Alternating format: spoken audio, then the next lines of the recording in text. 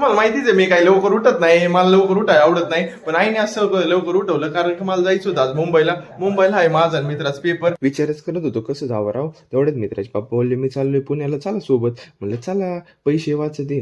आज रस्त्यात लयच पोलीस आहे रे, कोणी मंत्री संत्री येतो काय काय माहित, सारी रस्त्यात गर्दी करून ठेवली.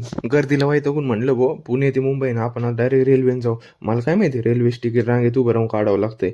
मला वाटलं आपलं एसटी सारखं जर पैसे देते बॅगेत अशा चेक करू राहिले. जर चाललो मी विमानाने अमेरिकेला, तिकीट घेतलं निघालो मग रेल्वे बघायला. रेल्वेचं लय अवघड आहे रे, मला काय माहिती उभं राहून जावं लागत. जाऊ द्या मग काय, आला लोणावळा, काय डोंगर, काय झाडे, काय धबधबा, एकच नंबर. आयला हे रेल्वेत कोणतं काट टाळलंय काय माहिती, रेल्वे थांबली नाही का लय उतरते. पण ना भाऊ लोकल जायची निघून आहे काय नगर आहे का. आयला एवढी गर्दी बघून त्याच्या आईला डोक्याला चक्कर यायला लागली. पोरं तर पेपर द्यायला पाठीच येऊन बसले रे.